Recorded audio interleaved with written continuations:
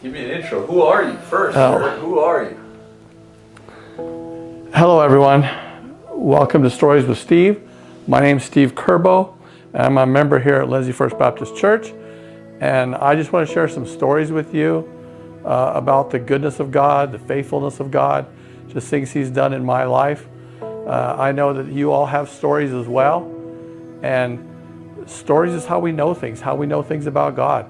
And I've always heard about other people's stories. I pray, God, you know what? If I'm going to follow you, I want my own stories. And so that was a kind of a hard prayer sometimes, but He's given me stories that, whoo, I've had some incredible highs. I've had some heart-crushing lows.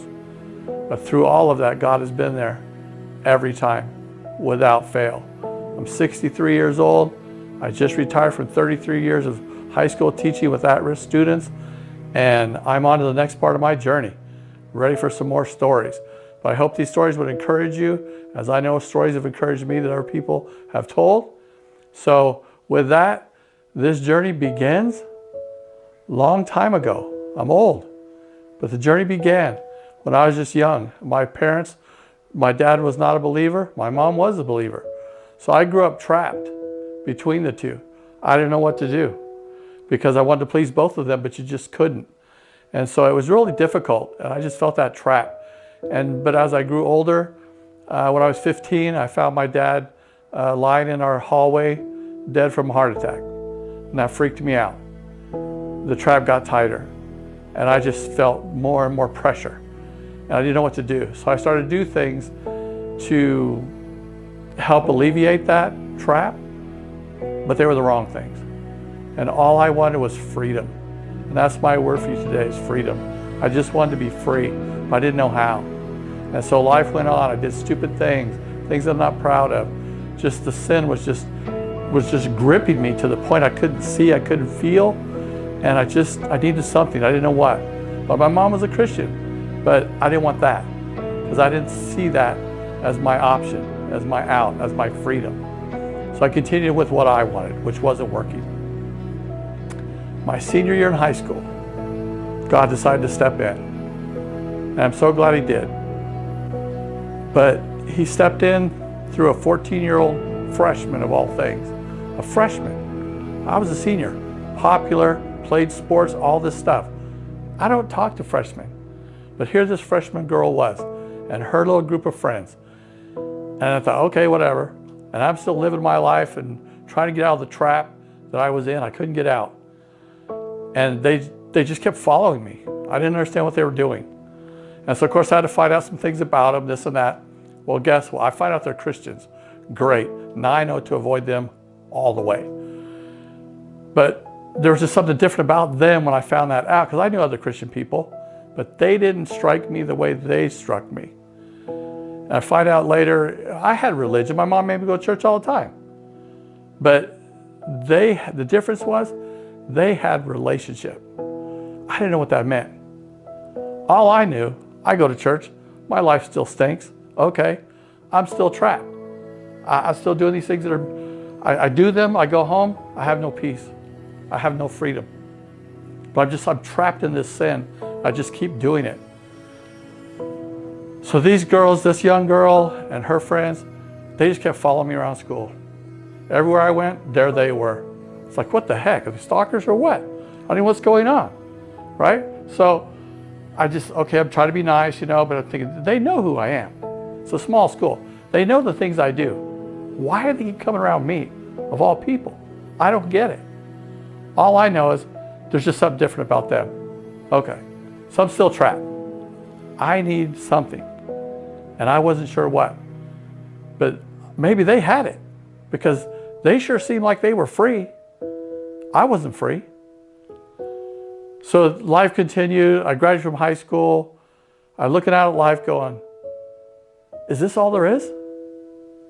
I'm going to get a job, have a family, have some fun, and I'm going to die. And what? Sure, there's got to be more to life than this. But it seemed like they had more to life than that. But I still didn't understand it.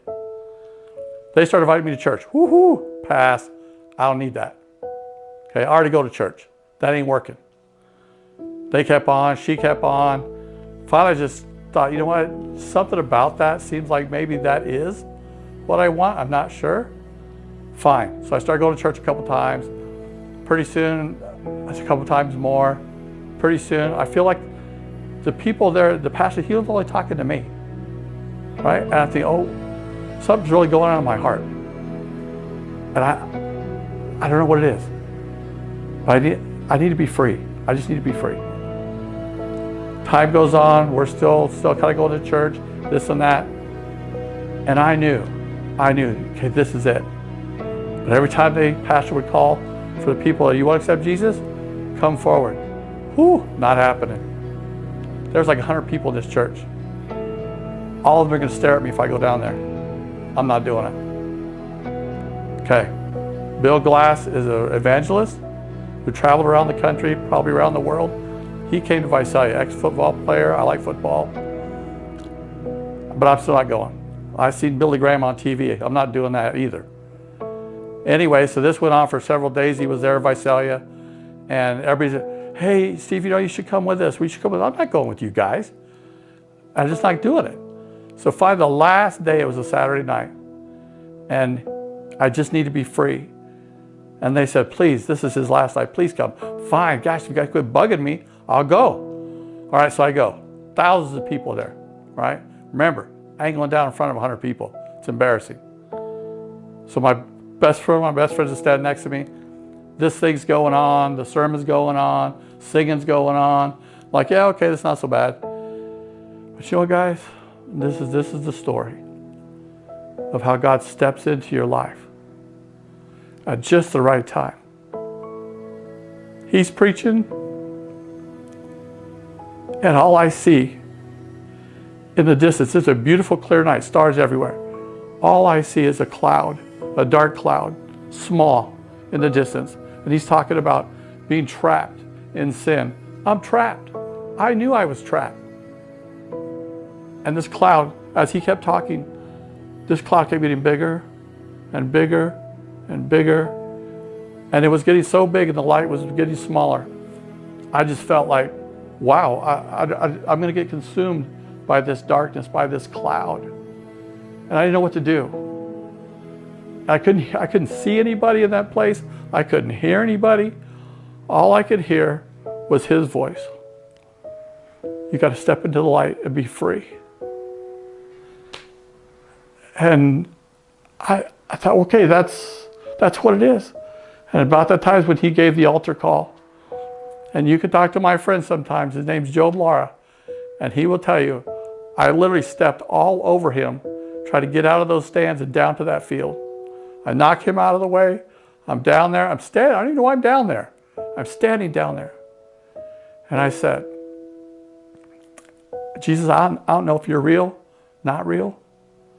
I don't know. But if you could free me, well, let's do it. I don't know how to do it, but I just want to be free. If you're the one these girls are telling me about, the one I've been hearing about on Sundays, let's do it.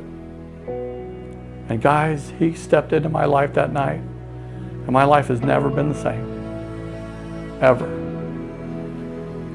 And I'm just so overwhelmed with the life that he's given me.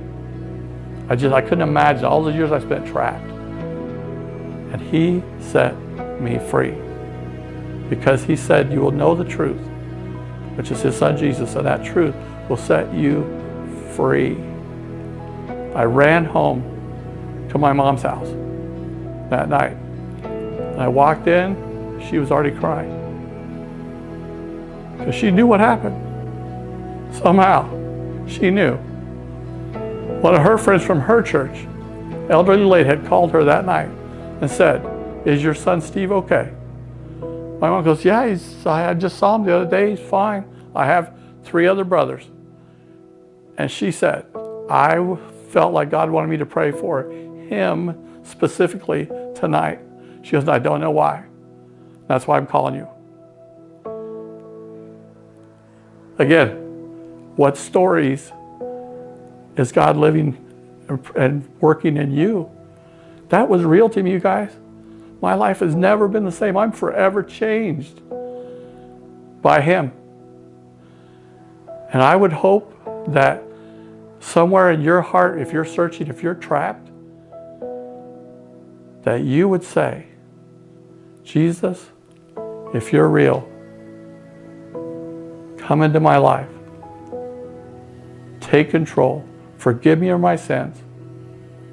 And show me this freedom that you have for me. And I would just ask God to bless you and to keep you and to make his face shine upon you and be gracious to you. The Lord would turn his face to you and give you peace, so his name would be upon you and you'd be blessed. Thank you for listening to my story today. God bless you all.